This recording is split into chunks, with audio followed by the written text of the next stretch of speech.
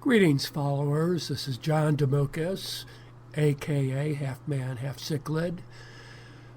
I know a lot of us these days are contemplating going to a planet tank, and I just thought it might be helpful if I talk through my journey with one of my favorite aquariums, a 200-gallon aquarium that I've had for about 30 years.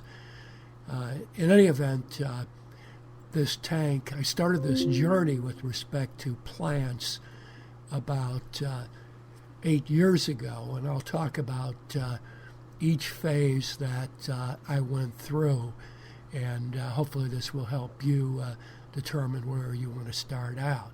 But for sure, whether we plant or not plant affects so many aspects of our fish keeping, from filtration to fish selection to substrate. So it's important to have our vision for our aquariums in mind early on, and I'll share my experience with you.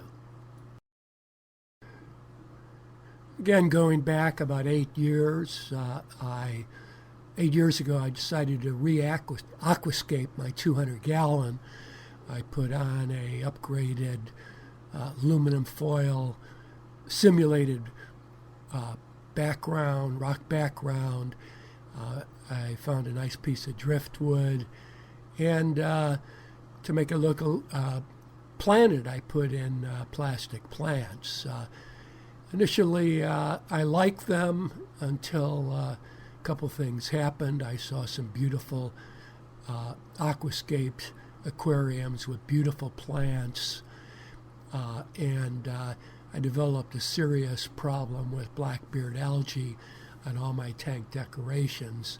And every time I soaked the plants to kill the blackbeard algae, they started to fade. So they started to look pretty bad over time. The second phase of my journey to a planet tank was 4 or 5 years ago, as you can see here, and I was becoming increasingly sensitive to nitrates. It's one of the reasons I wanted to add live plants. So I added a bunch of Anubias plants. I added a bunch of, and they were on the left side of the aquarium earlier, water lettuce, and the water lettuce did a pretty good job of reducing the nitrates.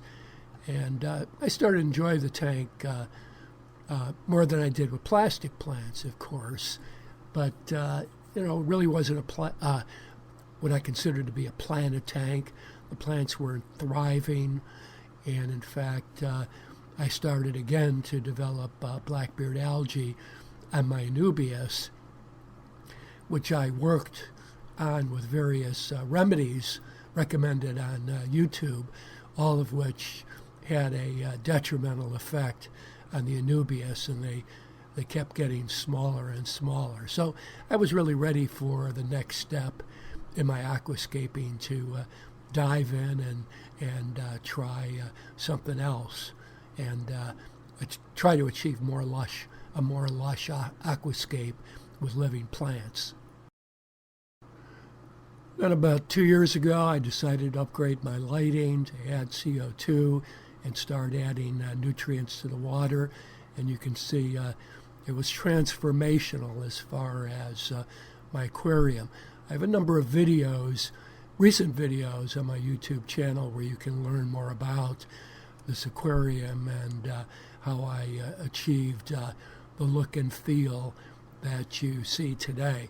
But certainly, in my opinion, it's the most beautiful. I love it. It does require additional maintenance and time to keep it going, but I feel it's worth it. I look forward to your comments and questions, and thank you.